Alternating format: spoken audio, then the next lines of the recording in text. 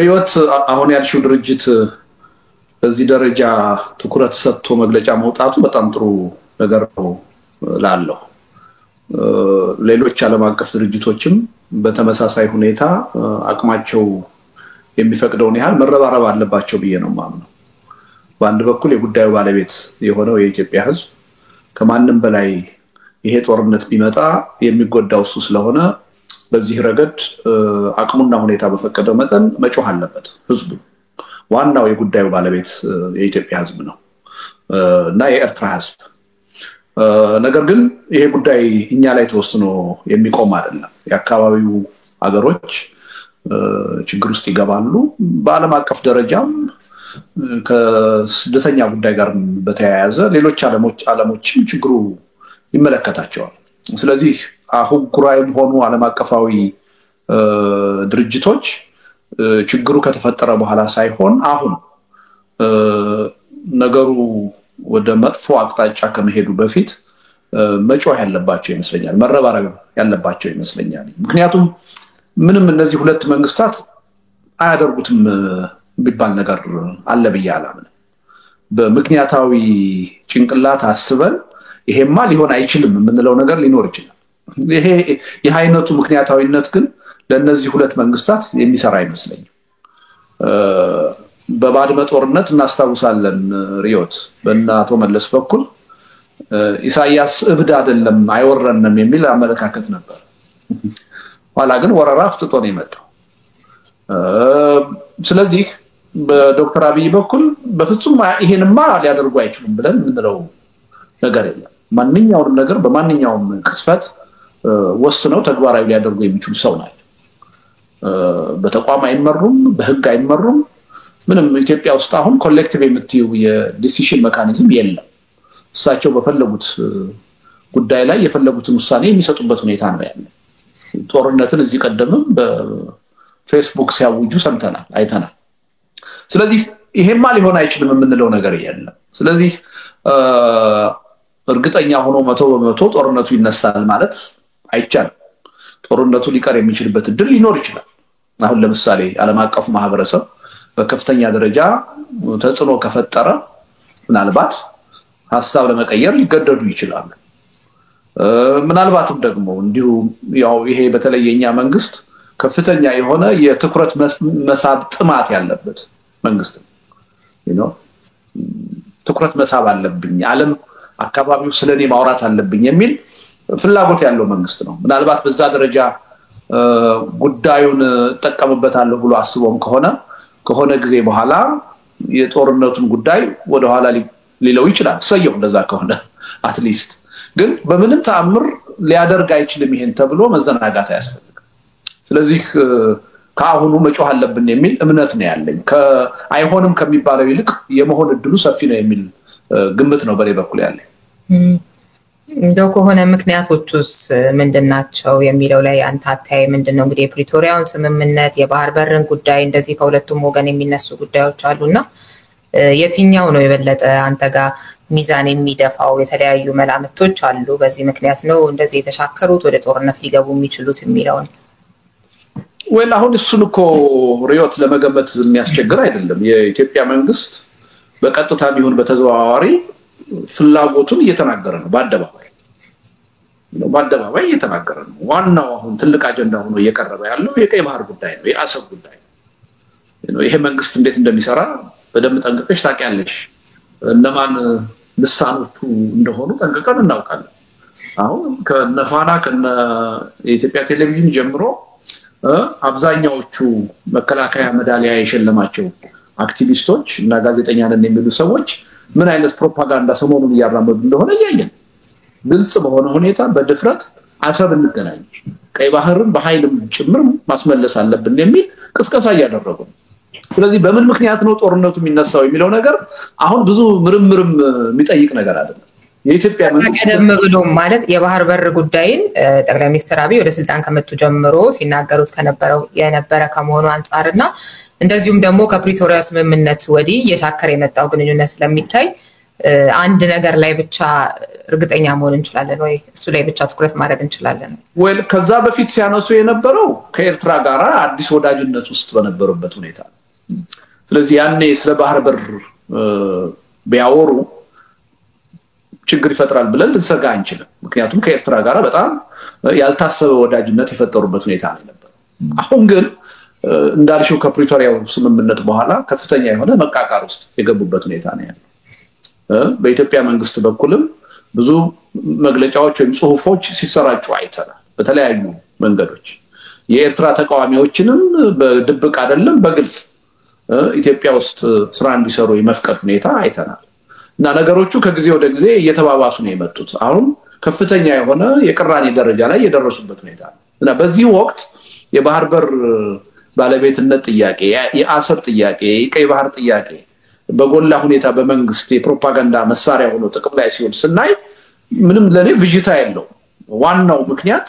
ይሄ ነው ሊሆን የሚችለው ከዛ በተጨማሪ ለምሳሌ የኤርትራ መንግስት የኢትዮጵያን ግዛት በትግራይ በኩል ወሮ ይዟልና ይሄን መልቀቅ አለበት ለማስለቀቅ እየተዘጋጀነ የሚል መግለጫም በመንግስት ባለስልጣናት በኩል ሲነገር ሰምተናል እኔ ካሁን በፊት መንግስት ሲል የነበረው እነዚህ መሬቶች እንዳው በአርጀርስ ስምምነት መሰረት ለኤርትራ መንግስት የተወሰኑ ናቸው የራሱን መሬት ነው የያዘው የሚል ማስተባበያ ነው ሲሰጥ የነበር እና አሁን ላይ ይሄም ዋና ምክንያት ነው በያልወስድም ሰበብ ሊሆን ይችላል እንጂ ጦርነቱን ለመጀመር ዋና ምክንያት ነው በየ ለመውሰድ ይቸገራልና ዋናው ምክንያት የባህር በር ጥያቄ ነው እጅግ አደገኛ የሚያደርገው ጉዳዩንም ይሄ ነው ነገ ከነገ ወዲያ ይሄ ጦርነት ከፈነዳ የኢትዮጵያ መንግስት አሁን ወራሪ መሆኑን በግልጽ ለዓለም ያሳወቀ አስቀድሞ ለጦርነት እየተዘጋጀበት ያለውን ጉዳይ ለዓለም እየተናገረ ነው ወቁልኝ ጦርነት ከተነሳ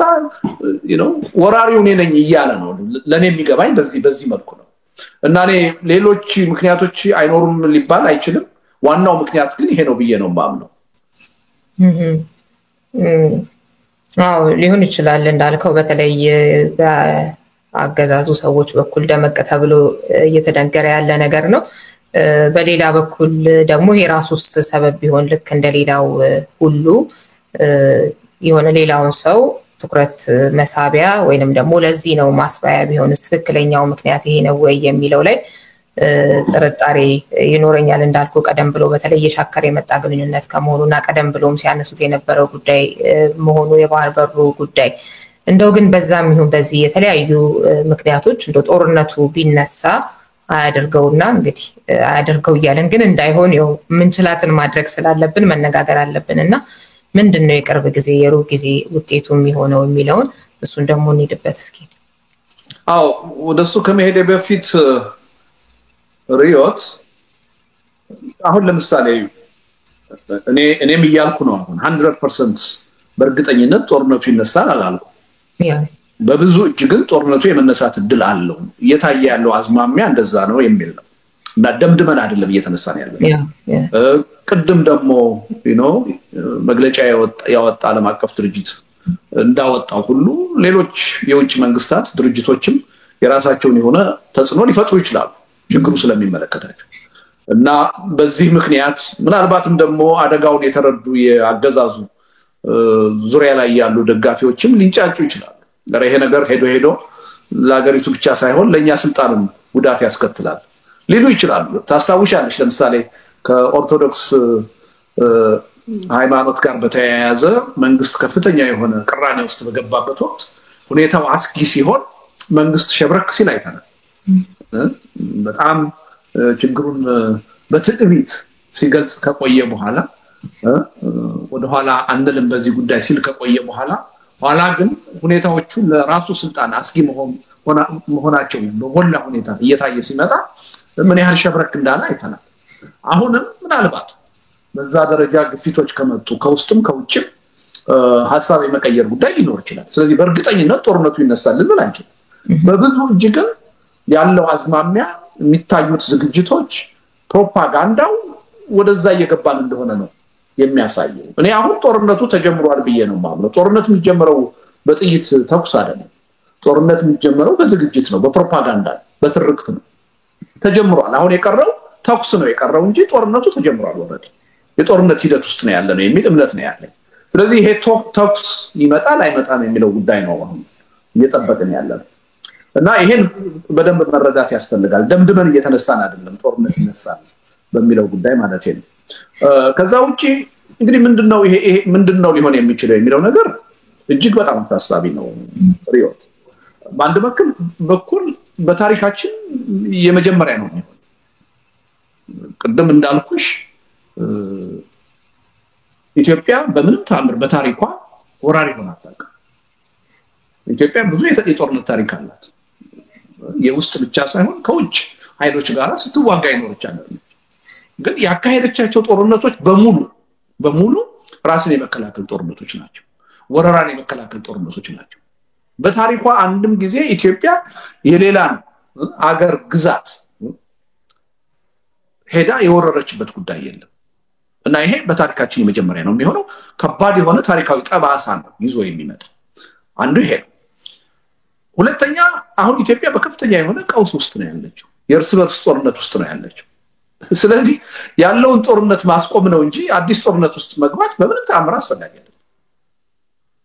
አይደለም ብዙ ቀውሶች ውስጥ ነው ከፍተኛ የሆነ የመሰረተ ልማት ውድመት ውስጥ ነው ከፍተኛ የሆነ የኢኮኖሚ ውድመት የሚጠይቅ ጦርነት ውስጥ ነው የሰላም እጦት ውስጥ ነው ኢትዮጵያውያን አንድ አይደለም በጣም በየአካባቢው በርካታ የሆነ ጦርነት እያካሄዱ ነው ስለዚህ ይሄን ጉዳይ እንዴት አድርገን እንውጣበት እንዴት አድርገን እንገላገለው ብለን ማሰብ ሲገባን አሁን ሌላ ተጨማሪ ጦርነት ያስፈልገናል ምክንያቱም ተጨማሪ ጦርነት ከመጣ ውስጣዊ ሁኔታችንን የበለጠ ያወሳስበዋል ያባብሰዋል የምንፈራውን ያገራዊ ህልውና ማጣት ጉዳይ የበለጠ አይቀር ያደርገዋል ቅርብ ያደርገዋል ስለዚህ ከዚህ አንፃር ጉዳዩን ማየት ያስፈልጋል ሁለተኛ አሁን ባለንበት ሁኔታ ከነዚህ ጉዳዮች ጋር በተያያዘ ሪሊ በእብደት እዚህ ጦርነት ውስጥ ከገባን አሸናፊ እንሆናለን ወይ እኔ አይመስለኝም እውነቱን ለመናገር አይመስለኝም ምክንያቱም ሰራዊታችን በከፍተኛ ደረጃ የተዳከመበት ሁኔታ ነው ያለው እንኳንስ አይደለም ከሌላ መሳሪያ አስካፍንጫው የታጠቀ እና ደግሞ ኮዝ የሰጠነው ማለት ነው አገርህን ልንወር ነው ብለን ኮዝ የሰጠነውን ኃይል ይቀርና ፋኖን ወይም ኦላን እኮ ማሸነፍ ያልቻለ መንግስት ነው ያለው ሰራዊታችን በረጅም ጊዜ የእርስ በርስ ጦርነት የተዳከመበት ፈቲግ ውስጥ የገባበት ሁኔታ ነው ያለው ኢኮኖሚያችንም ከመኖር ወደ አለመኖር እየተቀየረ ነው ተዳክሟል በጣም ህዝባችንም አሁን የሰላም እጦት ውስጥ ነው ያለው የሰላም ጥማት ውስጥ ነው ያለው አሁን ይሄ ጉዳይ ለኢትዮጵያ የሚጠቅም ጉዳይ ነው በሐቀኛ ምክንያት የተጫረ ጦርነት ነው ለኢትዮጵያ ደህንነትና ጥቅም ተብሎ ነው ብሎ ከመንግስት ጎን ራሱ የሚቆምበት ሁኔታ የለም ህዝቡ አብዛኛው ህዝብ ከመንግስት ጋር በቅራኔ ውስጥ ነው ያለው ስለዚህ ይሄን ጦርነት እነዚህ ሁኔታዎች ባልተሟሉበት ሁኔታ የዲፕሎማሲ ድጋፍ ሊኖርን በማይችልበት ደረጃ በአካባቢው ባለም አቀፍ ደረጃ እንዴት አድርገን ነው የምናሸንፈው ማሸነፍም እኮ በጣም አስቸጋሪ ነገር ነው ስለዚህ ምንድነው የሚሆነው ወይ እንሸነፋለን ወይ በጣም ረጅም ጊዜ የሚወስድ እልቂት ውስጥ እንገባለን ይሄ በጣም አስቸጋሪ ነገር ነው አንዳንድ የመንግስት ደጋፊዎች ዘመኑ የቴክኖሎጂ ነው አሁን ህዝብ ጭራሽ የሆነ ጦርነት አናካሄድም ምናምን ሲሉ ሰማን እንደሱ ብሎ ነገር የለም አሁን የራሺያና የዩክሬንን ጦርነት ብናይ በጣም ዘመናዊ የሚባሉ መሳሪያዎች ጥቅም ላይ እየዋሉ ያሉበት በአነስተኛ ግምት በተካሄደው ጦርነት እስከ 250,000 ሰው አልቋል የታጠቀው ኃይል ብቻ ማለት ነው በአነስተኛ በከፍተኛ ግምት ወደ 750,000 ሰው አልቋል ነው በአማካይ ብንወስደው 500-600,000 አልቋል ማለት በከፍተኛ ቴክኖሎጂ እየተደረገ ባለ ጦርነት ማለት ነው ኢትዮጵያ ውስጥ በዛ ደረጃ እንዳልደረሰን የቅርብ ጊዜ ትዝታ ሰሜን ውስጥ ትግራይ ውስጥ አሁን አማራ ክልል ውስጥ እየተካሄደ ያለው ጦርነት ምን ያህል ፋላቀር እንደሆነ ህዝብ ጨራሽ እንደሆነ በጋሃድ አይተናል ስለዚህ በእነዚህ ሁለት ሀገሮች የሚካሄደው ጦርነት ከህዝብ ልቂት አንፃር ከሚሊታሪ ኃይሉ ከሲቪሊያን አንፃር እጅግ ከፍተኛ ነው የሚሆነው ከህዝብ መፈናቀል አንፃር እጅግ ከፍተኛ ነው የሚሆነው ከኢኮኖሚ ውድመት አንፃር እጅግ ከፍተኛ ነው ስለዚህ በጣም መሰረታዊ ህልውናችንን የሚፈታተን ጦርነት ነው እና በምን መመዘኛ አብደን ካልሆነ በስተቀር ዘለን የምንገባበት ጦርነት አይደለም ሪዮ በዚህ መልኩ ነው ማየው እና ጣጣው በጣም ብዙ ነው በቀላሉ የሚወጣበት አይደለም ይሄ ለራሱ ለኢትዮጵያ መንግስትም አይበጅም ለሀገሪቱ ህልውናም አይበጅም ማንንም አይጠቅም እዚህ የጠቀስኩት ጽሁፍ ላይ ራሱ ተመሳሳይ ግምገማ አለውና በኤርትራ በኩል ምን ሊሆን ይችላል፣ በኢትዮጵያ በኩል ምን ሊሆን ይችላል እያለ ጦርነቱ ቢጀመር የሚያስቀምጠው አለ። በኤርትራ በኩል የበለጠ ሚሊታራይዝድ የሆነ ህብረተሰብ አሁንም ሀገሪቱን ለውድቀት የዳረጋት እየጨመረ እንደሚሄድ የገለጸበት፣ በኢትዮጵያ ውስጥ ደግሞ የሀገር ውስጥ አለመረጋጋት ከመጨመር እስከ ስቴት ኮላፕስ ድረስ ሊያደርስ እንደሚችል ይገልጻል። እና እንደዚህ አይነት ስጋት እንግዲህ እየተገለጹ ነው ያሉት በተለያዩ አካላት። በእርግጥ የሚገርም ነው። አላነበብኩትም ሪዮት፣ አንብቤው ቢሆን ጥሩ ነበር። በጣም ጥሩ ግምገማ ነው በእውነት። አዎ በጣም በርካታ እንትኖች አሉትና ትንተናዎች ለምን ምን ሊሆን ይችላል፣ እንደገና የመፍትሄ ሀሳብም እንደዚሁ የሚያቀርብበትና የጠቀሳቸው ጉዳዮች አንደኛው አሁን ካልከው ከአንተም ጋር የሚቀራረብ ስለሆነም ጭምር ነው ያነሳሁትና እንግዲህ በዚህ ሁሉ ውስጥ ሆኖ እንግዲህ ወደ ጦርነት ከተገባ ምን ሊመጣ ይችላል የሚለው ይሄንን ሁሉ ስጋቶችን ይሄንን ሁሉ ግምገማዎችን ቸል ተብሎ ምንድነው የሚመጣው የሚለውን በተግባር ሲደርስብኝ ሊያው ብሎ ከገባ አብረን ነው ያው ዳፋውን የምንቀበለውና ያሳዝናል። ለዛም ነው እየተነጋገርንበት ያለ ነው። ግን ይሄ አካላዊ ሆነው አይነቱ ጦርነት ብቻ ሳይሆን ደግሞ ቀደም የጠቀስከው አይነት ሁለቱም ተቃዋሚዎቻቸውን የማስታጠቅ ሌላ አይነት ደግሞ ጦርነት እንደዚሁ ሊያደርጉ ይችላሉና ከዛ በመለስ ያለውንስ ሌሎች ጉዳዮችንስ የኃይል አሰላለፍን ጉዳይ እሱን ደግሞ እንዴት ነው የምትመለከተው? አንዱ ጉዳይ እሱ ነው። ቆም ብሎ የኢትዮጵያ መንግስት ማሰብ ያለበት እሱ ነው። እውነቱን ለመናገር አሁን የኢትዮጵያ መንግስት የኤርትራ ተቃዋሚዎችን ለማደራጀት ወይም ለመርዳት እየተዘጋጀ እንደሆነ የአደባባይ ሚስጥር ነው። ግን እውነቱን ለመናገር ይሄን ያህል የጎላ የኤርትራ ተቃዋሚ አለ ልታያትቺ አሁን በተለይ ትጥቅ ትግል ሊያደርግ የሚችል አሁን አዳዲስ የተፈጠሩ ጸረ ኢሳያስ የሆኑ እንቅስቃሴዎች በተለይ በዲያስፖራ እንዳሉ እናውቃለን። መሬት ላይ በትጥቅ ትግል የአስመራን መንግስት ሊፋለሙ የሚችሉ ተጨባጭ ኃይል ያላቸው አካላት አሉ ማለት አይቻልም። እና ጦርነቱ ቢነሳ በዚህ ረገድ የሻቢያ መንግስት ያን ያህል የሚጨንቀው አይመስለኝም። ትልቁ ችግር ያለው በኢትዮጵያ መንግስት በኩል ኢትዮጵያ ውስጥ ያየን ነው። የኢትዮጵያ መንግስት ከትግራይ ኃይሎች ጋር በጣም ከፍተኛ የሆነ የፖለቲካ ቅራኔ ውስጥ ነው ያለው። የፕሪቶሪያው ስምምነት ኦልሞስት ፌል እያደረገ ያለበት ሁኔታ ነው። እንደገና ወደ ግጭት ሊሄዱ ይችላሉ የሚል አስፈሪ ሁኔታ ውስጥ ነው ያለው። ሰሞኑን እየተከታተልሽ ይሆናል አንዳንድ የቲፒኤልኤፍ አመራሮች የሚሰጡት መግለጫ ውጥረቱ በጣም ከፍተኛ ደረጃ ላይ እየደረሰ ወታደራዊ እንቅስቃሴዎች በሁለቱም ወገን እዛ አካባቢ እንዳሉም እየሰማን ብዙ በመረጃ ባይደገፉም እየተወሩ ያሉ ዝግጅቶችን እየሰማን አንድ በይ ኦላ ኢትዮጵያ ውስጥ ከፍተኛ የሆነ እንቅስቃሴ እያደረገ እንዳው በጣም በሚገርም ሁኔታ ከፋኖና ከቲፒኤልኤፍ ጋር ሳይቀር በጋራ ሊቆም ይችላል የሚል መግለጫ ያወጣበት ሁኔታ ነው የተፈጠረው። ፋኖ ከፍተኛ የሆነ ትንቅንቅ ውስጥ ነው ያለው። የጦርነት ስልጠናዎችን እየሰጠ ያለበት ሁኔታ ነው ያለው። በፋኖ በኩልም ያለውን መንግስት ቻሌንጅ ለማድረግ ከኦላም ጋር ከቲፒኤልኤፍም ጋር ሳይቀር ልንሰለፍ እንችላለን የሚሉ መግለጫዎች ሲሰጡ እየሰማን እንዳውም ፎርማል በሆነ መልኩ ወይም ደግሞ በድርጅት ደረጃም ባይሆን ኢቭን ከኤርትራ መንግስት ጋር ልንሰለፍ እንችላለን የሚሉ እዚህም እዛም መረጃዎች እየሰማን እነዚህ ሁሉ ነገር ስታያቸው ይሄ ጦርነት የኤርትራን ውስጣዊ ጉዳይ ከማባባስ በላይ የበለጠ በጎላ ሁኔታ ችግር የሚፈጥረው ኢትዮጵያ ውስጥ ነው። አሁን እነዚህ ታጣቂ ኃይሎች ከአገዛዙ ጋር ትንቅንቅ ውስጥ ናቸው። የህልውና ፈተና ውስጥ ናቸው። ስለዚህ በመርህ ደረጃ ከውጭ ኃይል ጋር መሰለፍ ስህተት ነው ብለን ምናምን ሰዎች ብንኖርም ሪያሊቲው ግን እንደዛ ላይ ሆነ ይችላል። የፈለገው ይሁን ይሄ መንግስት ይውረድና የሚመጣውን ነገር እናያዋለን በሚል በተለይ የጠላቴ ጠላት ወዳጄ ነው በሚል ሂሳብ አብረው ሊቆም ይችላል። ይሄ የኢትዮጵያን ሁኔታ በጣም በከፍተኛ ደረጃ የሚጎዳ ነው የሚሆነው። የኃይል አስተላለፉን በከፍተኛ ደረጃ የሚቀይር ነው የሚሆነው። ይሄ ለኢትዮጵያ የሚጠቅም አይደለም።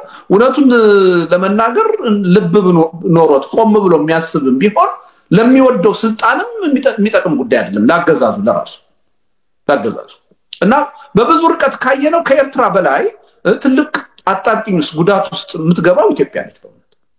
ይሄን ማሰብ ያስፈልጋል። በነገሮች ላይ አሁን እንደዚህ አይነት ተቃውሞ እያነሳን ያለን ሰዎች የስርዓቱና የስርዓቱ አጋሮች ፍረጃ ውስጥ ገብተዋል አንደኛ አጀንዳውን መቃወም አድርገው የሚያቀርቧሉ አዚፍ እኛ ኢትዮጵያ የባህር በር ብታገኝ ምን ጠላ እንደሆነ አድርገው ቅስቀሳ ያደርጋሉ እንደዛ አይደለም እኔ በዚህ ልታማ ምንጭ አይመስለኝም ከማንም በላይ የባህር በር አጀንዳችን መሆን አለበት ብዬ የታገልኩ ሰው ነኝ እኔ የነበርኩበት ፓርቲ በኢትዮጵያ ታሪክ ለመጀመሪያ ጊዜ በፖለቲካ ፕሮግራም ውስጥ የኢትዮጵያን የባህር በር የማግኘት ጥያቄ የፕሮግራሙ አካል ያደረገ ፓርቲ ነው እኔ የነበርኩበት ፓርቲ ኢዴፓ በየክርክር መድረኮቹ በዚህ ረገድ ያለኝ አቋም ይታወቃል እኔ የኢትዮጵያ መንግስት የባህር በር አጀንዳ የኢትዮጵያ ህዝብ አጀንዳ እንዲሆን ማድረጉ በጸጋ ነው የምቀበለው አልጠላውም እንደውም ደግፋለሁ ይሄን በማድረጉ እና አጀንዳውን መቃወም አይደለም ይሄ እንደውም አጀንዳውን መደገፍ ነው አሁን በተያዘው መንገድ የኢትዮጵያ መንግስት ይሄን የባህር በር ጥያቄ በኃይል ከኤርትራ በወረራ አስመልሳለሁ ካለ እውነቱን ለመናገር ኢትዮጵያ ወደፊት የባህር በር የማግኘት እድሏን የበለጠ ያጠባዋል የበለጠ ሩቅ ያደርጋል ስለዚህ እየተቃወምን ያለ ነው የኢትዮጵያ የባህር በር የማግኘት መብት አይደለም እየተቃወምን ያለ እንዳውም ይሄን መብት የሚጎዳ እንቅስቃሴ ነው እየተደረገ ያለው የሚል እምነት ስላለን አንዱ ቅስቀሳቸው ይሄ ነው ሁለተኛው ቅስቀሳቸው ከውጭ ኃይል ጋር ለመተባበር የመፈለግ ወይም ደግሞ የአገር ጥቅምን መቃወም አድርገው ያቀርቡታል የፖለቲካ ባላንጣ አድርገን ስለምናየው አገዛዙ የአገር ጥቅምን ከድርጅት ወይም ከፖለቲካ ጥቅም ጋር አለመለየት አድርገው ነው ያቀርቡ ያሉት እኔ ይሄን ጦርነት መቃወም ለኢትዮጵያ ማሰብ ነው ብዬ ነው ለኢትዮጵያ ጥቅም መቆርቆር ነው ብዬ ነው ማሰብ በዚህ ወቅት በዚህ ሁኔታ ጦርነት ውስጥ እንግባ የሚለው ነው የኢትዮጵያን ህዝብና ኢትዮጵያን በከፍተኛ ደረጃ የሚጎዳው አመለካከት እንደዛ አይደለም ይሄን መታወቅ አለበት አንዳንዱ ደግሞ እንዲሁ ዝም ብለን ተቃዋሚ ስለሆነና አገዛዙን ስለምንጠላ ምናቀርበው አጀንዳ አድርጎ ሚተቻል እሱም ስህተት ነው እኔ እውነቱን እንነጋገር ከተባለ ሪዮት አሁን እኔ ይሄ መንግስት ስልጣኑን ቢያጣ ደስ ነው የሚል ዜግነቴን የነጠቀኝ አገሬ እንዳልገባ ይከለከለኝ መንግስት ነው ይሄ መንግስት ከስልጣን ወርዶ አገሬ የምገባበት ሁኔታ ቢመቻችልኝ ደስ ይለኝ እንዲህ አይነቱ ጦርነት ውስጥ ቢገባ ስልጣኑን የማጣት ሰፊ እድል እንዳለ ገነዘበ ጉዳዩን ከግሌ ጋር ያይዤ የማየው ከሆነ መጸለይ ያለብኝ ወይም ግፊት ማድረግ ያለብኝ ይሄ መንግስት ጦርነት ውስጥ እንዲገባ ግን የግል ጉዳይን ከሀገር አብልጬ ላይ አንችል ዋናው ቀዳሚው ጉዳይ የሀገር ጉዳይ ስለዚህ ይሄ ጉዳይ ሀገር ስለሚጎዳ ነው እንጂ አገዛዙን ይጎዳል ብለን ስላሰብን አይደለም እየተቃወምን ያለውና እኔ ይሄን ነገር ሰከን ብሎ ማየት ያስፈልጋል በጣም ግልብ በሆነ ሁኔታ በስሜት የምናየው ጉዳይ መሆን የለበትም ሁለተኛ እንዴት ነው መቼ ነው የምንማረው ሁልጊዜ ተገቢ ያልሆነ ጦርነት ውስጥ እየገባን ዋጋ ምን ከፍለው የልጆቻችንን ህይወት ምናስጨርሰው እስከመቼ ድረስ ይሄን ግንዛቤ ውስጥ ማስገባት ያስፈልጋል እና ካነሳሽው ጥያቄ አንፃር ከኃይል አስተላለፍ አንፃር ከፍተኛ የሆነ ቀውስና ለውጥ የሚፈጥረው ኢትዮጵያ ውስጥ ነው ከኤርትራ ይልቅ ምክንያቱም ከፍተኛ ተቃዋሚ ያለው አሁን ከኤርትራ ይልቅ ኢትዮጵያ ውስጥ የኢትዮጵያ መንግስት ነው ከፍተኛ የሆኑ ፕራክቲካሊ እየተዋጉ ያሉት ታጣቂዎች ያሉት ኢትዮጵያ ውስጥ ኤርትራ ውስጥ ታጥቆ የሚዋጋ ኃይል የለም ስለዚህ አዲስ አበባ የምታደራጀው የምትሰበስበው ተቃዋሚ ትርጉም ባለው ሁኔታ የኤርትራ መንግስት አሁን ቻሌንጅ ማድረግ ይችላል በዛ ሚዛን ካየነው ከፍተኛ የሆነ የኃይል አስተላለፍ ለውጥ የሚያመጣው ኢትዮጵያ ውስጥ ነው እንጂ ኤርትራ ውስጥ አይደለም እንዳው በተቃራኒው የኤርትራን መንግስት ሊያጠናክረው ይችላል አሁን ግልጽ አጀንዳ አገኘ ያው እስካሁንም የኖረው በጦርነት አጀንዳ ነው የኤርትራ መንግስት ኢትዮጵያ ነገ ተወረናለች ባድመ የሚባል መሬት ወስዳብናለች ቀባጥላብናለች የሀገር ግንባታው ሂደት አላለቀም ጠላቶች አሉን እያለ ነው ሻቢያ በስልጣን ላይ ይኖር አሁን እንደገና አዲስ አጀንዳ እንዳው ከባድ አጀንዳ አገኘ ኢትዮጵያ የባህር በር ለማግኘት ብላ ልትወር ነው አሰብን በኃይል በጉልበት በወረራ ልትወስድ ነው ለዚህ መረጃ ያስፈልገው የኢትዮጵያ መንግስት በአደባባይ እየተናገረ ስለዚህ ለዚህ ሀገር ቆመን መዋጋት አለብን ብሎ ክተት እንዲያውጅ በዚህም ምክንያት ስልጣኑን የበለጠ እንዲያራዝም እድል ነው እየተፈጠረለት ያለው ስለዚህ ማነጻጸር ካለብን ውስጣዊ ሁኔታችን የበለጠ የሚናጋውና ችግር ውስጥ የሚገባው እኛ ነን እንጂ የኤርትራ መንግስት አይደለም እና ይሄን ቆም ብሎ መንግስት ማስተው ያለበት ይመስለኛል ህዝቡም ከእንዲህ አይነት ተራ ፕሮፓጋንዳ ነፃ በሆነ ሁኔታ ጥቅሙንና ፍላጎቱን ካጭርም ከረጅም ጊዜ አንፃር ማየት አለበት እውነቱን ለመናገር ይሄ እንቅስቃሴ ኢትዮጵያ የባህር በር እንዳታገኝ የበለጠ ችግር ይፈጥራል። የማግኘት እድሏን የበለጠ ጠባብና ሩቅ የሚያደርግ ነው። በዚህ መልኩ ነው መታየት ያለበት። አዎ በተለይም ከኃይል አሰላለፍ ጋር አያይዞ ያነሳው በግልጽ የሚታዩ አሉ።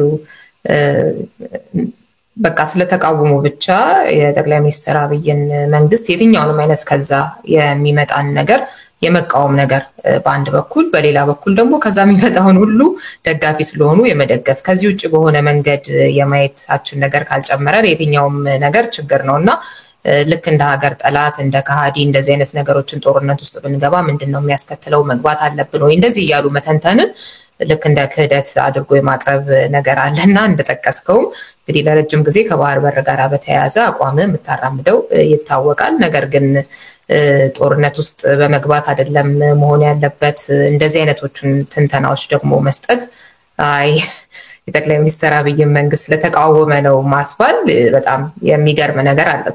ትክክለኛ የሆነ ሚዛንም አይደለም እና ግን ያው የሚታይበት መንገድ በአብዛኛው በጣም በሚያሳዝን ሁኔታ እንደዚህ ሆኗል። ቶሎ ብሎ የመፈረጅ አይነት ነገር ግን እንዲህ የሚያደርጉ ሰዎች ደግሞ የሉም ማለት አይደለም። አንተ እስካሁን ከመጣህበት ነገር አንፃር እንደዚህ ልትታይ የሚያስችልህ ምንም ነገር የለምና ዝም ብሎ አጉል ፍረጃ መሆኑ ግልጽ ሆኖ ግን ደግሞ እንደዛ የሚታዩ ሰዎች ደግሞ አሉ። በቃ አብይ ያመጣውን ነገር ሁሉ ጥሩም ቢሆን የመቃወም ተቋሚ ስለሆኑ ደጋፊ ስለሆኑ የመደገፍ ነገር በቃ መጥፎም ቢሆን አይነቱ ነገር በሰፊው ይታያልና እሱን እንደው ልጨምር ብዬ ነው። የአድማጮችን አስተያየት አስገባና ደግሞ ወደ ሌላ ጥያቄ አልፋለሁ። አማረች ሰላም ብናላለች እናመሰግናለን። አስክ ጀንበርም እንደዛው ላይክ ሼር እናድርግ ለሌሎች ሰዎችም እንዲደርስ ብሏል። ላይክ ሼር አድርጉ አትርሱ። ክንድዬ ስጦታው አቶ ልደቱን በኮንሲስተንት የፖለቲካ አቋማቸው አለማድነቅ ንፉግነት ነው። ሪዮት ግን አነስ ሲል ዮሐንስ ቧያለውን ከፍ ሲል በቴን መሆን ይገባል ያሉትን አቋም ግን በበኩል ያልደግፍም። ከዚህ ጋር መሄድ ነገር አይደለም ግን ሐሳብ መስጠት ምናልባት ከፈለክ እንላፈው ወይስ መናገር? አይ እሱ ይመስለኛል አገር ቤት መሄድን በመቃወም ይመስለኛል። ያው የብዙ ሰው አስተሳሰብ እንደሆነ እረዳለሁ አከብራለሁ። ያው ግን እሳቸው የሚያዩበት መንገድና እኔ የማይበት መንገድ የተለያየ ነው። በበጎ ለኔ አስበው እንደሆነ ይገባኛል። እኔ ግን ከግል ደህንነቴ ጉዳይ ብቻ አይደለም አያይዤ የማየው። እኔ የፖለቲካ ታጋይ ነኝ። መስዋዕትነት ለመክፈል ወስኜ ነው እዚህ ትግል ውስጥ የገባሁት። ስለዚህ ለምን በኔ ቦታ ሆነው አላዩትን ጉዳዩ ልል አልችልም። ግን የተለያየ እይታ ይኖረናል ማለት ነው። ግን ይገባኛል በቅንነት እና ለኔ ደህንነት በማሰብ የቀረበ አስተያየት ነው። እሺ ዳኜ በላይ ደግሞ ሰላም ብያለሁ። ምን ጊዜ ቤተሰብ ኤርትራ ኃይሏን እንዳንቀሳቀሰች ሰምተናል። ኢትዮጵያም ሜካናይዝድ ጦር በአፋር በኩል እየተመማ አይተናል። ስለዚህ ጦርነቱ አይቀሬ አይመስላችሁም? ለኢትዮጵያ ተጨማሪ ጦርነት አያስፈልጋትም። ሀገር ውስጥ ምን የመሰለ ጦርነት አላት? ደጉን ያምጣ ብሏል እና ቅድም የጠቀስኩት ጽሁፍም የሚጀምረው በዚሁ ነው። ኦን 18 ፌብሩዋሪ 2025 ብሎ የኤርትራ ጦር እየተንቀሳቀሰ ስለመሆኑ መሰማቱን ዘገባዎች መውጣታቸውን በተመለከተ ያው እንደዚህ አይነት የሚሊታሪ እንቅስቃሴ የኤርትራ ውስጥ የተለመደ ቢሆንም እንኳን ግን ከኢትዮጵያ ጋር ካለው ግንኙነት ጋር ተያይዞ ያው ስጋት ለምንድን ነው የሚለውን ለጦርነት እንደሆነ በማሰብ እንደተፈጠረ እንደዚህ አድርጎ ነውና የሚጀምረው። ዳኝም ያልከው እንግዲህ እንዲህ አይነት ዘገባዎች እዛም እዚህም እየወጡ ነው በሁለቱም በኩል እንዲህ አይነት እንቅስቃሴዎች አሉ የሚል በጣም ያሳዝናል። ሌላው እንግዲህ ከዚሁ ጋር ተያይዞ መነሳት ያለበት የሚመስለኝ አንድ አስተያየት አይቻለሁኝ። የአስክ ጀንበር ሽመልስ አብዲሳ ሬቻን ቀይ ባህር እናከብራለን ብሎ ነበር። አሁን ደግሞ መሪ ተብዬው ደገመው። ማንን ይዞ ጉዞ? አማራው፣ ኦሮሞ፣ ደቡቡ፣ ሶማሌው፣ ጋምቤላው የራሳችን ችግር አለብን። ዛሬ ጦርነት ከፈለገ ብቻውን ይዋጋ ሞኝ የለም አይነት አስተያየት ሰጥተዋልና እንግዲህ ቅድም ካነሳ ነው ከዚሁ ከኃይል አሰላለፍ ጋር የሚሄድ ጉዳይ ይመስላል። በአንድ በኩል ኖ ይሄ ጊዜ ነው በቃ አሰብን ማግኛ እንደዚህ ብለው የሚያስቡ ሰዎች በጭፍን ድጋፍ ምክንያቱም እንደዚሁ በፖለቲካ አቋማቸው ምክንያቱም አሉ። በሌላ በኩል ደግሞ ይሄንን ጊዜ አብይን ማስወገጃ ነው ብለው ደግሞ በጣም ብዙ አካላት ደግሞ ሲናገሩ እየሰማን ነውና እሱ ላይ ወደ ሌላ ነጥብ ከመሄዴ በፊት አሁን አስክ ጀንበር ካነሳው ጋራ ትንሽ የምትጨምረው ነገር ካለ? ወይላ አሁን ምንድነው ጥሩ ሐሳብ ነው። ቅድም ያልሽው ነገር አለ። አሁን ዝም ብሎ ለመቃወም ተብሎ መቃወም ቢሆን ኖሮ ከኤርትራ ጎን እንቆማለን የሚሉትን እኮ መብታቸው ነው ወይም ይገባል ብለን እኮ ልንደግፍ እንችል ነበር አይደል? እኔ በአደባባይ ወጥቼ ካሁኑ ያወገዝኩ የፈለገው አይነት ምክንያት ቢኖር ከኤርትራ መንግስት ጋር ወይም ከሻዕቢያ ጋር ጎን ቆሞ አሁን በስልጣን ላይ ያለው የኢትዮጵያ መንግስት መውጋት ትክክል አይደለም ብዬ ነው። በዚህ መልኩ ኢትዮጵያውያን ስተት መስራት የለብንም ብዬ አምናለሁ። የኢትዮጵያ መንግስት መቀየር ከፈለግን እኛ ከተባበርን በቂ ኢትዮጵያውያን በኢትዮጵያ ውስጥ ያለን የፖለቲካ ኃይሎች ከተባበር የፈለገውን አይነት ለውጥ ለማምጣት እንችላለን። የሚያቀተን ነገር የለም። ትልቁ ችግራችን አለመተባበራችን። መተባበርን ትተን አገዛዙን መታገል ትተን እርስ በርስ ወደ ጎን ስለምንታገል ነው ይሄን ማድረግ ያልቻለው። ስለዚህ በዚህ ረገድ ውጤት ለማምጣት ከፈለግን ኢትዮጵያውያን ኃይሎች መተባበራችን በቂ ነው። በየትኛው ምክንያት ከሻዕቢያ ጋር ተባብሮ አሁን በስልጣን ላይ ያለውን የኢትዮጵያ መንግስት ለመውጋት መሞከር ስተት ነው ብዬ ነው ማለት የመርህ ጉዳይ እንጂ በጭፍን የጠላቴ ጠላት ወዳጄ ነው በሚል ሂሳብ በቃ ይሄን መንግስት ከማንኛውም ኃይል ጋር ሆነን መውጋት አለብን ወይ መውጋት አለባችሁ የሚል አቋም እያራመድን አይደለም። በኃላፊነት ስሜት ነው እየተናገርን ያለው። ይሄ ግልጽ መሆን አለበት። እውነቱን ለመናገር ይሄን እያልን ያለነው ደግሞ ለምን አይነት መንግስት ነው? ኤሪትሪያን ራሱ ጋብዞ አስገብቶ የራሱን ህዝብ የጨፈጨፈ መንግስት ነው። ለዚህ መንግስት ይገባዋል የእጁን ነው ያገኘው ልንል እኮ እንችላለን። ግን ይሄ ጉዳይ በስሜት የሚወሰን ጉዳይ አይደለም። ይሄ ጉዳይ የሀገርና የህዝብ ጉዳይ ነው። የመርህ ጉዳይ ነው። ይሄ በዛ ኃላፊነት ስሜት ነው ያየነው ያለነው እና ይሄን ታሳቢ ማድረግ ያስፈልጋል። ግን አንድ ማየት ያለብን ጉዳይ ምንድነው? ለምንድነው ይሄ መንግስት አሁን እንደኛ ማሰብ ያልቻለው? ጥቅምና ጉዳቱን ማመዛዘን ሳይችል ቀርቶ ነው ወይ ወደዚህ አይነት ነገር ውስጥ እየገባ ያለው የሚለው ነገር በደንብ ማየት ያስፈልጋል። አንዳንድ ጊዜ እንደዛ ብለው የሚያስቡዋል። ሞቲቡን ጥያቄ ውስጥ አናስገባም። ይሄ መንግስት ለኢትዮጵያ ህዝብ ስለሚያስብ ነው ይሄን አጀንዳ ከልቡ ስለሚያምንበት ነው ብለው የሚያምኑ የህብረተሰብ ክፍሎች አሉ። ይሄን በደንብ መነጋገር ያለብን ይመስለኛል። በነገሮች ላይ ሪዮት እንዲህ አይነት ካርድ ሊመዘዝ እንደሚችል አሁን በኔ በኩል መናገር የጀመርኩት ዛሬ አይደለም። የዛሬ 3 ዓመት በፊት የዛሬ 4 ዓመት በፊት በጻፍኩት መጽሐፍ ውስጥ የመጨረሻው ካርድ ይሄ ሊሆን እንደሚችል ጽፌያለሁ። በተለያዩ መድረኮች ዶክተር አብይ የህዝብ ድጋፍን ለማሰባሰብ መጨረሻ ላይ አንዱ የሚስቡት ካርድ የቀይ ባህር አጀንዳ ሊሆን እንደሚችል ካስተራራቸው ከባህሪያቸው በመነሳት ትንበያ ስናቀርብ ነው ነበር። ይሄ ነው የሆነው። እሱን ግን እንደ ካርድ መጠቀም የተለያዩ ጉዳዮችን ይሄንን ትልቅ ጉዳይ ጀምሮ ሊጠቀሙ የሚችሉበትን አካሄድ ከዚህ ቀደምም ከነበረው ተነስተን ልንል እንችላለን። ቀድመህ ነው ያልከው። ግን አንተ ከመጻፍህም በፊትም ደግሞ ይሄ የባህር በር ጉዳይን እንደዚህ በተመለከተ ገና ስምምነት ተፈጸመ እንደተባለ በጠቅላይ ሚኒስትር አብይና በፕሬዝዳንት ኢሳያስ መሃል ሲያነሱት የነበረው ነገር ነው። ጠቅላይ ሚኒስትሩና እንደው የውሸት ነገር ነው የሆነ ነገር ለማምለጥ ብቻ ነው ማለት የምንችለው ነገር አይመስለኝም። እኔ ራሴ የእውነትም ነው ብዬ ነው ማስበው።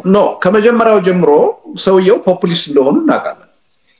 ስለዚህ ኢትዮጵያኒስቱን ኃይል አገር ወዳድ ነኝ የሚለውን ኃይል በምን አጀንዳ ነው ሊይዘው የሚችለው የሚለውን ነገር ከመጀመሪያው ማስታወሻ ይዘው ጽፈው የተነሱበት ጉዳይ። ስለዚህ ይሸት ነበረ። የባህር በርን በሚመለከት አንዳንድ የሚያደርጓቸው ንግግሮች ኋላ ላይ የት ድረስ ለጥጠው ሊወስዱት እንደሚችሉ ግልጽ ነበር። ያኔ በምንም ተአምር ይሄን ጉዳይ በኃይል እናመጣለን የሚል አመለካከት አላራመዱ። ያኔማ ፍቅር ናቸው። ስለዚህ በኃይል እንደዛ ባላራመዱበት ሁኔታ ነው ወደፊት ይሄን ጉዳይ ቀይ ባህርን አስመልሳለሁ ብለው ህዝብን ለመቀስቀስ እንዲህ አይነት ካርድ ማውጣታቸው አይቀርም ያለው ያኔ ነው። በዚህ ቶን ያመጡታል የሚል ስጋት ነው የነበረን ማለት ነው እንጂ እንዳልሽው በተለያዩ ወቅቶች አንስተውት አሁን አቶ ሽመልስም ቀይ ባህር ሄደን ሬቻን እናከብራለን ብለው ተናግረዋል። ምንም የባህር በር በሌለን ሁኔታ እኮ የባህር ኃይል እኮ ሰልጥኖ ተመርቋል እኮ። እነዚህ ሁሉ በማየት ነው የጥንቆላ ጉዳይ እኮ አይደለም። እኔም መነሻ ያደረኳቸው ነገሮች ስላሉ እኮ ነው ዶክተር አብይ መጨረሻ ላይ የህዝቡን ድጋፍ ለማግኘት የሚመዙት ካርድ የቀይ ባህር ጉዳይ ነው ያልኩት እኮ ዝም ብዬ ከባዶ ተነስቼ ምልክቶች ስለነበሩ እንደዚህ አይነት ምልክቶች በተለያዩ ንግግሮች እየተቀረቀሩ የሚቀርቡ ምልክቶች ስለነበሩ ከነሱ ተነስተን ነው ይሄ አንድ ትልቅ ካርድ እንደሆነ ወደፊት ኢትዮጵያን ወደ ሌላ ጦርነት ለማስገባት ጥቅም ላይ ሊውል እንደሚችል ስንናገር ነበር ያ ነው አሁን እየሆነ ዞሮ ዞሮ ለምንድን ነው ይሄን አጀንዳ ማንሳት የፈለጉት በእርግጥም ለሀገርና ለህዝብ ይጠቅማል ተብሎ ነው ወይ የሚለው ነገር ባግባው መነጋገር ያስፈልጋል እንዴ እውነቱን ለመናገር ለኢትዮጵያ ደህንነት ለኢትዮጵያ ጥቅም የሚቆረቆር መንግስት በአሁኑ ሰዓት ቅድሚያ ሊሰጥ የሚገባው ለምንድን ነው አሁን ለወደብ ነው ለባህር በር ነው አሁን ቅድሚያ መስጠት ያለበት የባህር በር የወደብ ጥያቄ ትልቅ አጀንዳ ነው ምን ጥርጥር የለው በእኔ እምነት የኢትዮጵያ ህዝብ ኢቭን ትውልዱ የትውልድ አጀንዳ አድርጎ ይዞት ሊቀጥል የሚገባ አጀንዳ ነው ብዬ ነው የማምነው ከኢኮኖሚ እድገትም አንፃር በዘላቂነት ማለት ነው ከሴኩሪቲ ወይም ደግሞ ከደህንነት አንፃር እጅግ ትልቅ አጀንዳ ነው ምን ጥርጥር የለው ግን አሁን ሪሊ እጅ ከወርች ያሰረን ትልቅ ችግር ነው ወይ በአሁኑ ሰዓት ለኢትዮጵያ አይደለም ለሞዱ ኢንቨስትመንቱ አለ ወይ ንግዱ አለ ወይ አሁን እኮ ማኒፋክቸሪንግ በጣም ወደ ዜሮ የተጠጋበት ፋብሪካዎች እየተዘጉቡ ያሉበት ሁኔታ ነው ያለው ከውጭ ወደ ሀገር ውስጥ ሸቀጥ ምርት ለማስገባት የውጭ ምንዛሬ ማነቆ የሆነበት ሁኔታ ውስጥ ነው ያለው ኢኮኖሚው እኮ ከመኖር ወደ አለመኖር እየሄደ ነው ስለዚህ የወደብ ጉዳይ አሁን አንገብጋቢና ቅድሚያ ለምንሰጠውስ የሚገባ ጉዳይ ነው የባህር በር ጉዳይ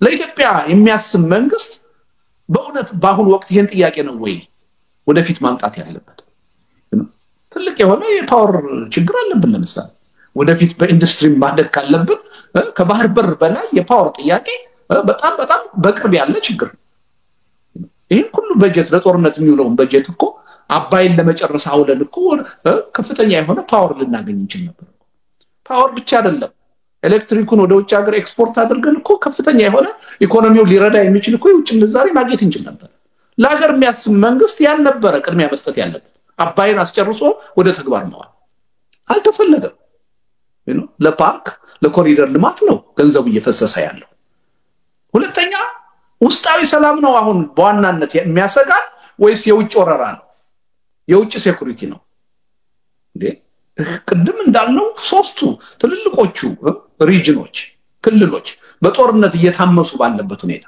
ከፍተኛ ህዝብ በርስ ጦርነት እያለቀ ባለበት ሁኔታ ጦርነት ኢኮኖሚያችንን እየበላ ባለበት ሁኔታ ለኢትዮጵያ መንግስት ቀዳሚው አጀንዳ መሆን ያለበት እነዚህን ጦርነቶች በውይይት በድርድር ፈቶ ማስቆም ነው ወይስ ከሌላ ሀገር መንግስት ተዋግቶ የባህር በር ማምጣት ነው ቅድሚያ የሚሰጥ